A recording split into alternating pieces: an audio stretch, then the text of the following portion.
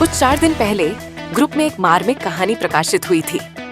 उसमें बताया गया था कि एक दिन अदालत का पूरा कक्ष उस समय स्तब्ध रह गया जब 91 वर्षीय हेलन कांपते कदमों से अदालत में पहुंची। उम्र के बोझ से झुका शरीर, झुर्रियों से भरा चेहरा और हाथों में हथकड़ियां। उनका अपराध भी ऐसा था जिसे सुनकर न्यायाधीश तक भावुक हो गए थे। वह कहानी केवल कानून की नहीं बल्कि इंसानियत और संवेदना की थी। इस कहानी से मिलती जुलती एक घटना घटी है। वह है 25 जून 2026 को झारखंड हाईकोर्ट के चीफ जस्टिस MS सोना और जस्टिस राजेश शंकर की खंडपीठ द्वारा दिया एक आदेश। फर्क सिर्फ इतना है कि यह घटना प्रसंग किसी विदेशी देश की नहीं बल्कि हमारे अपने भारत की है। झारखंड के बोकारो जिले में रामू परिवर्तित नामक एक चपरासी पिछले 17 वर्षों से एक सरकारी कार्यालय में सेवा दे रहा था। उसकी तनख्वाह अधिक नहीं थी, लेकिन ईमानदारी और मेहनत उसकी सबसे बड़ी पूंजी थी। पत्नी, 3 बेटियां और परिवार के अन्य सदस्यों की जिम्मेदारी उसी के कंधों पर। एक दिन कार्यालय की बैठक समाप्त होने के बाद मेज पर कुछ बिस्कुट के पैकेट और थोड़ी चाय पत्ती बची रह गई। रामू ने सोचा कि यह सामान शायद अब फेंक दिया जाएगा। उसने मन ही मन कल्पना की कि घर जाकर बच्चों को ये बिस्कुट दे देगा तो उनके चेहरे खिल उठेंगे। इसी सोच के साथ उसने वह सामान अपने थैले में रख लिया। लेकिन शायद नियति को कुछ और ही मंजूर था। किसी अधिकारी की नजर उस पर पड़ गई। देखते ही देखते 17 वर्षों की निष्ठा और ईमानदारी पर एक पल में चोरी का ठप्पा लग गया। उसे कारण बताओ नोटिस दिया गया और फिर नौकरी से बर्खास्त कर दिया गया। जिस व्यक्ति ने अपनी जवानी उस कार्यालय को समर्पित कर दी थी, उसे अपनी बात ठीक से रखने का अवसर तक नहीं मिला। रामू टूट गया, लेकिन हारा नहीं। उसने न्याय की उम्मीद में झारखंड हाईकोर्ट का दरवाजा खटखटाया।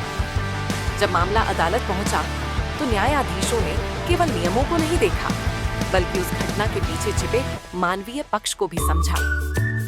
अदालत ने पूछा, क्या कुछ बिस्कुट और थोड़ी चाय पत्ती के लिए किसी व्यक्ति की 17 वर्षों की सेवा को मिटा देना उचित है? क्या दंड इतना कठोर होना चाहिए कि उससे पूरे परिवार की रोटी छिन जाए? अदालत ने प्रशासन के इस निर्णय को असंवेदनशील और अन्यायपूर्ण बताया। न्यायालय ने रामू को पुनः सेवा में बहाल करने तथा बकाया वेतन का एक बड़ा हिस्सा देने का आदेश दिया। अदालत की टिप्पणी केवल एक कर्मचारी के पक्ष में फैसला नहीं थी, बल्कि यह संदेश भी था कि कानून का उद्देश्य केवल दंड देना नहीं बल्कि न्याय करना है। ये घटना हमें याद दिलाती है कि नियम आवश्यक है, लेकिन उनसे भी अधिक आवश्यक है मानवीय संवेदना।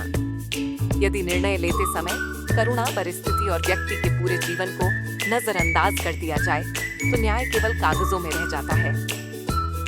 सीख। आज समाचारों में कई ऐसी घटनाएं पढ़ने को मिलती हैं जो ये सोचने पर मजबूर कर देती हैं कि क्या हमारी संवेदनाएं धीरे धीरे समाप्त होती जा रही हैं।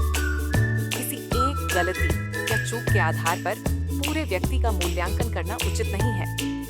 इंसान की पहचान उसके एक क्षण से नहीं बल्कि उसके पूरे जीवन और चरित्र से होती है। न्याय तभी सार्थक है जब उसमें नियमों के साथ साथ इंसानियत की गर्माहट भी शामिल हो। अगर आपको लगता है कि इंसान की छोटी सी गलती के कारण उसकी पूरी जिंदगी बर्बाद नहीं होनी चाहिए, तो इस वीडियो को एक लाइक जरूर करें। अब मैं आपसे एक सवाल पूछना चाहती हूँ। अगर आप उस जज की जगह होते, तो क्या रामू को माफ करके दोबारा नौकरी देते या नौकरी से निकालने का फैसला सही मानते? अपनी राय हमें कमेंट में जरूर बताइए। मैं आपके हर कमेंट को पढ़ता हूँ। और अगर आप ऐसी ही दिल को छू लेने वाली सच्ची और प्रेरणादायक कहानियां देखना पसंद करते हैं, तो हमारे चैनल को सब्सक्राइब करें और बेल आइकन जरूर दबाइए ताकि ऐसी कोई भी कहानी आपसे छूट ना जाए। अगर आपको लगता है कि ये कहानी दूसरों तक भी पहुंचनी चाहिए, तो इसे अपने दोस्तों और परिवार के साथ शेयर जरूर करें। याद रखिए, न्याय केवल कानून से नहीं, इंसानियत से भी पूरा होता है। मिलते हैं अगली प्रेरणादायक कहानी में। धन्यवाद।